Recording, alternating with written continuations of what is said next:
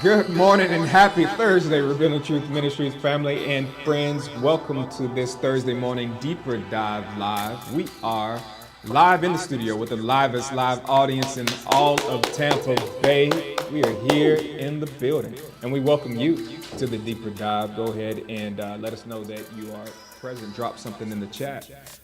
We appreciate the time that we get to spend together during the Deeper Dive because we believe and we've determined to be people who attend to the Word of God so we can be most Most blessed. blessed. As you can see, Pastor Gamage is here in the building with us this morning. Pastor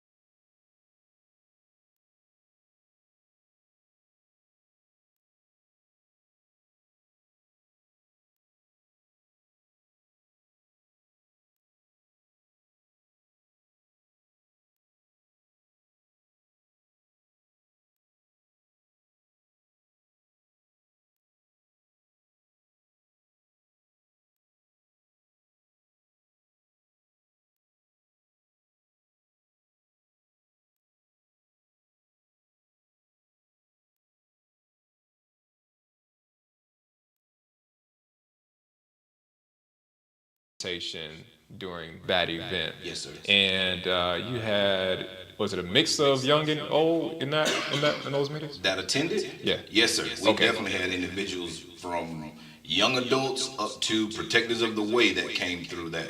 Okay, all right. And then Saturday, Pastor Ezel came and did the boot camp, Yeah. right? So you encourage your team to be present Yes, sir. there. From those two events, do we have some more people who show some interest in serving in UR or with the children? Ironically enough, which it and it, I hadn't thought about it until you asked the question the way you did just then. But you're absolutely right. Like each moment, to answer the question, yes, sir. We have had individuals that have signed up since Vision Night to be a part of both the factory as well as UR Student Ministries. And the part that I was saying that I hadn't thought about. Each time the ministry does an event where we're reminding our members, our congregation, of the vision and what it is that we do in the house, it is a stirring up due to new people coming all the time. Like we have new families being added to the ministry all the time, and they don't get the opportunity to hear from a Pastor O'Neill and myself what our areas are about. So the way we structured Vision Night this year, or Vision Week this year, or the Vision Conference, the way it was structured, it was dynamic, Pastor Lamar. And Pastor O'Neill and I got to share with the members that you participating in youth ministry, we need you to see that as you directly impacting the vision of Revealing Truth Ministries. We don't want you to be looking at it as serving youth is a different thing that we do. No, anything you do to impact the youth of Revealing Truth Ministries, you are directly impacting the vision of Revealing Truth Ministries. Yes. So I can't ignore the connection there. Here we are. We've reflected on the vision of the ministry and seeing how important it is to have it communicated to the group of people, the youth. Yes, sir. Who, what we're talking about, the things that we're talking about, the things that we're doing, the things that were launched, the vehicles that we're talking about, they're designed to impact them in the not too distant future. Right. I just wonder, I imagine, I would like to see how a teen would respond to hearing, hey, this is what your church is doing, this is what your church is planning to do. How do you see that impacting you, right? Man, it's funny because we do it, because we're so like in the thick of it. Like we're a church where our boots are on the ground. And for me, like I'm hands on each week in and week out with those group of individuals. So I see those who, and have seen those who have come through the ministry. We had Minister JT on, was it earlier this week or last week? Tuesday, was it? It was one of the weeks we had him. But the beautiful thing about JT, I served in youth ministry when JT was in youth ministry. Right. So it is such a beautiful thing to know we are forever impacting, and individuals, when they grab a hold of the vision, it's not we're just true to the one plants, one water, and God gets the increase. Like we're not tending and lording over any of them. We don't. I don't look back at a JT and be salty at like, man, bro, I see you doing all the phenomenal things in the main sanctuary. Why ain't you bringing them skills over to the youth? Like, no, like JT even himself have trained individuals, other youth, and so everyone from their respected areas are constantly pouring back into the next, and so we own it.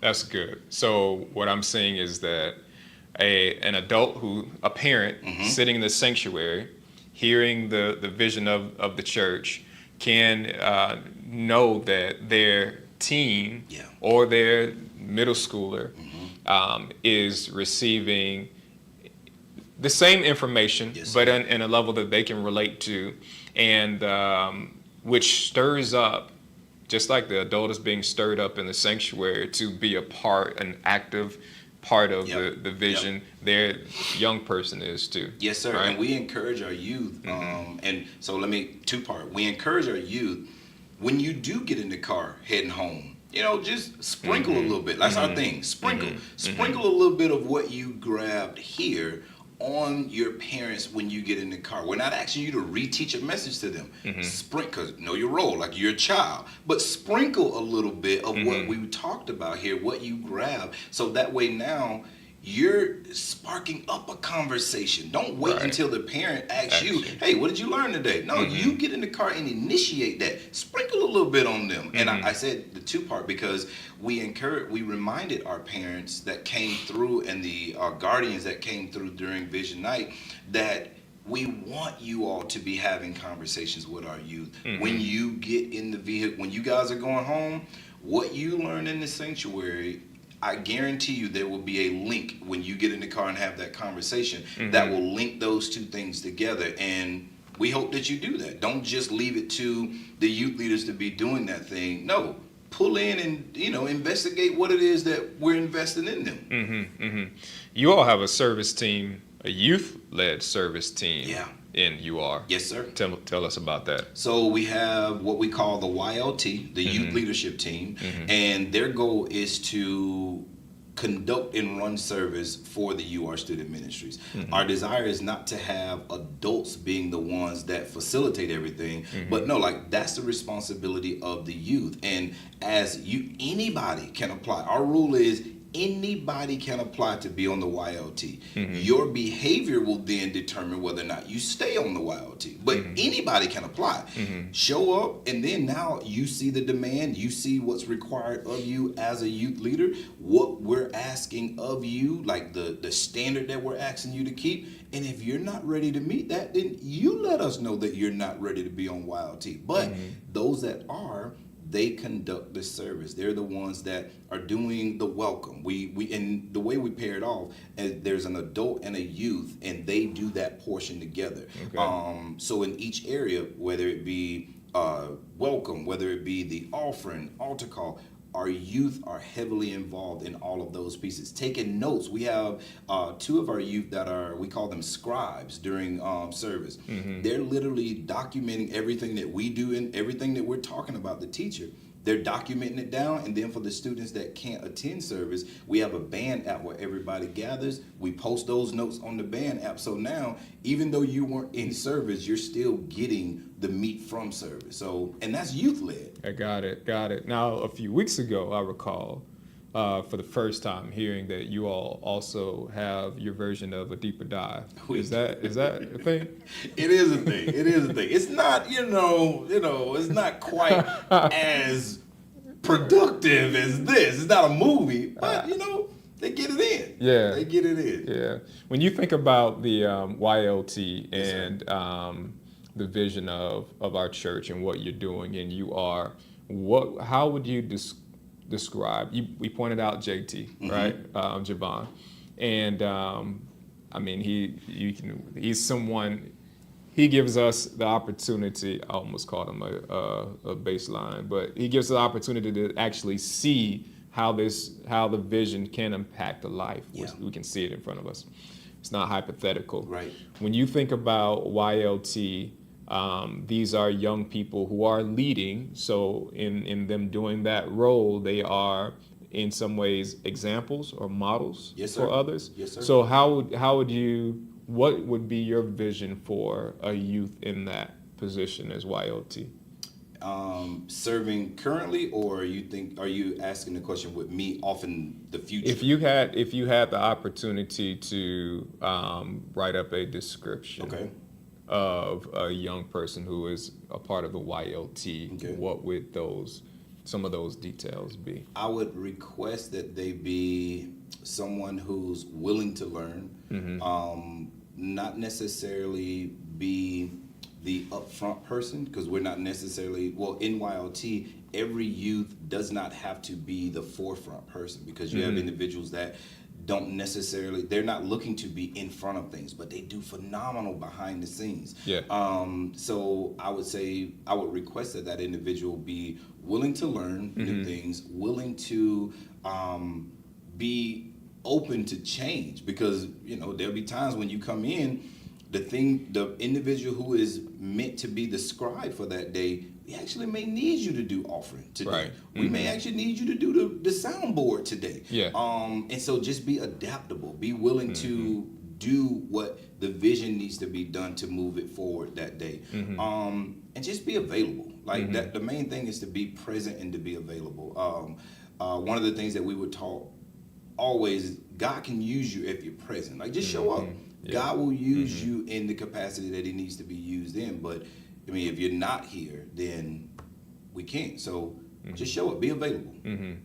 And what you all are doing, and you are, then how does that, so you have middle school and high school, Yes, sir. how does that impact or translate to what we see happening in the factory, which is what age?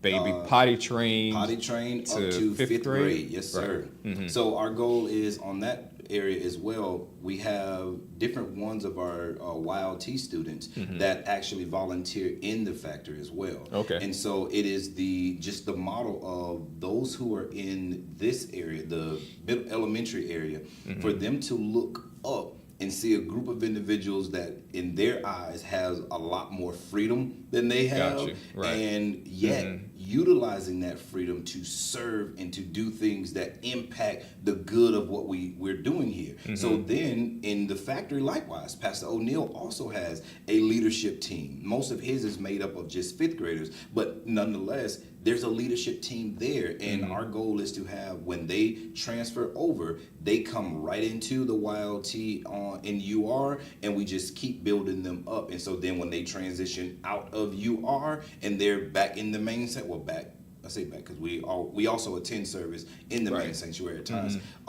When they're then serving in the main sanctuary, now nothing's foreign to you. You've been serving, and our ministry is built on the hearts of servers. That's good. That's good. So you are the factory. These are vision vehicles. Yes, These are sir. these are vehicles that God has given us to move us to the Yes, sir. fulfilling of our vision, and we value stewarding or attending right these vehicles. As you went through the vision conference, and I know that you can't escape having you're a husband, you're a father, you're a business owner. Yeah. So I know while you're listening, you're thinking about how these things relate to all of the things you do, including you are. Yes, sir. Right? So then how do you see, based on what you experienced during the Vision Conference, Yes, sir.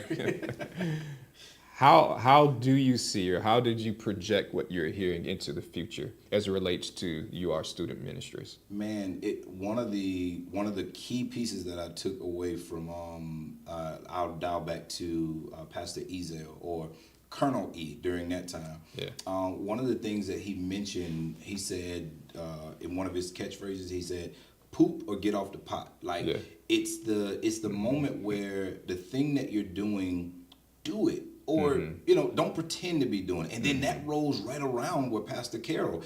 She said, why you purchasing all these things, you getting all these things, and you ain't gonna do nothing with them? Like, poop will get off the pot. So for me, in all of those areas, underneath all of those hats, there are things that we're working on and that we're doing, do them. Like, it's time to do them. And that's what the vision should propel you to do. The vision shouldn't propel you to think more about what it is that you're going to be doing. The vision, once you receive the vision, you now are propelled to move forward in it. So just do it. So I left out of that under all of those hats, particularly you are, with the mindset of poop or get off the pot. Like some of these things that we have been stirring for a while, we just got to do. Like, and if it once we do, if this decision ain't the right decision, we'll make another decision. But we're doing right now. Yeah. Did that motivate the decision? I know this Sunday you're taking a field trip. Yeah. Right? Yeah. Was that one of the things that you just decided, hey, we just got to do it? We just got to do it. We got to do it. We're studying moving around in the UR. We've been studying, like, pandering around thinking, okay, when and because see, Pastor Mark, it's all hand in hand. Like our students, they have a heart to serve. Like our students that attend UR Student Ministries, and even students that aren't members of Revealing Truth Ministries that attend UR, they are active in other areas. So for us, we want to, and our goal to expose them outside of the four walls to godly fellowships and being with your Christian friends doing life together. In the hopes of doing that, man, many of you guys are tied up and busy on Saturdays. We had a field trip last month where we went to the escape room and we still had a great showing. It was like 21 students or 21 of us that showed up for that event. But in that, man, you guys are busy on the weekend doing things. So we say, you know what, man? On a Saturday, for you not to think that when we say we do church, that it is just to come and sit down and hear someone pour the word into you. No. Church is what we do. Like, this is who we are. We said, man, you come to church on Sunday. We're taking a field trip on Sunday. And we did have that question. Some of the parents are like, wait a minute. So what about church? No, we want you to understand. This is church. You know what I mean? So, yes, sir. We will be doing our field trip on Sunday morning. And the students that will be participating in that is church. Where you going? Top Golf. Top Golf. Yeah, I mean, for anybody out there who golf, you know what I mean? We're going to Top Golf. That's good. I pray you all enjoy that. Yes, sir. Yeah. Thank you. Let's see. I would imagine that over the years of you serving in this position, you've observed youth. How often have you had the thought, like, man, this one right here could be the next, like, Pastor Gamage? Yeah. You know? I would say each school term. So mentally, like, I have my mind set on, like, not semesters, but school year, like calendar years. So for students, their calendar year starts around August. In the 2022-2023 school year, that's the one we're in right now.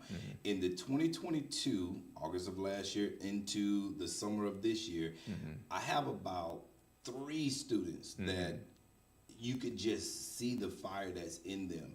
And the challenge that I have, so to answer the question directly, it happens often. But in it happening often, the challenge that I have as a leader is the stirring and the stewarding of those individuals that God highlights to me. In highlighting those individuals, my goal is always to pour into them, increasing the amount that I pour into them, because you've been highlighted to me for a reason, but then not to get tunnel vision. Because I'll then get tunnel vision in thinking, okay, Lord, I want you show me this one. Let me pour into this one this way. And sometimes that thing has panned out to be, well, no, I highlighted this one for you, and this is like a year later that, no, they just needed more of that during that season. But no, this one is released now, and they're over here. And I mean, like, I leave it, Lord, like, we did some great stuff, like sharpen that blade real fine. So it's the challenge of pouring in, but not getting so caught up in tunnel vision in the pouring that you do keep the blinders off, so that if others are highlighted, then you start on the other ones as well. So, but it happens. It happens often. That's good. In the time that we have left, I do want to just have you share, just outside of UR Student Ministries, coming out of the phenomenal days that we spent reflecting back over the vision, and then looking ahead.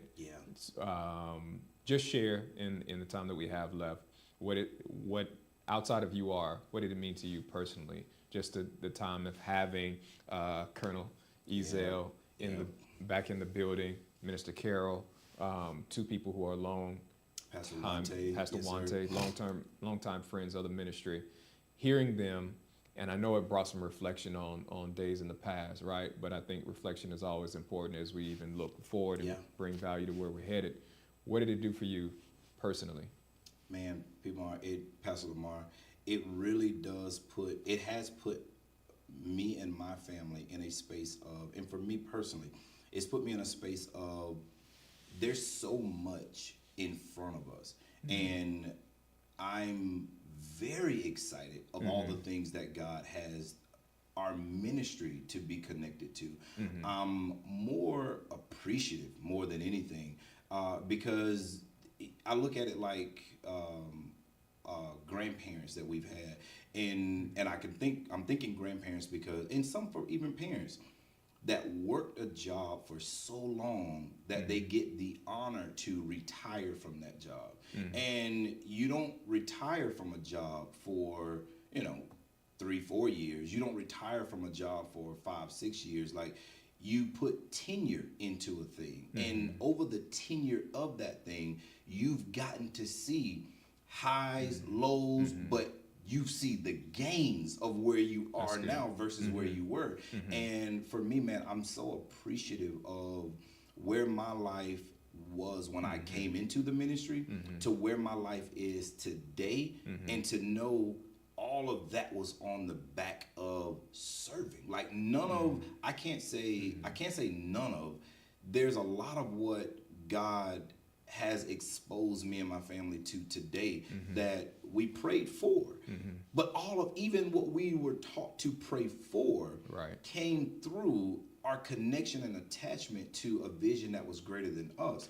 And so my heart to others, and even you asked earlier about the adults that we also have, I also have the responsibility with in UR, and the advice to them is to always just see beyond where we are and keep our ears and eyes on what our man and woman of God are pouring down. Because with us, every service, 3 out of the 4 services of a month, each leader is in the UR.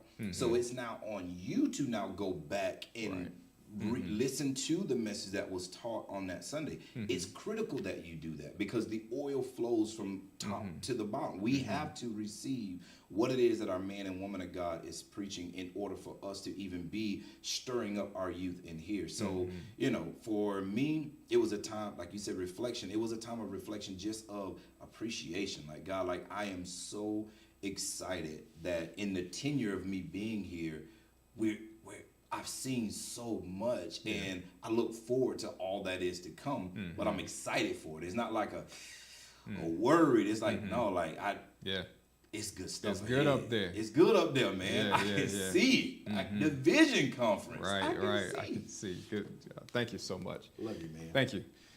Love you too. And we love y'all too, right? Today's a great day. It's a great Thursday. We pray that as you go through it knowing that God loves you. We do too. Keep attending and keep being most blessed. We'll see you soon.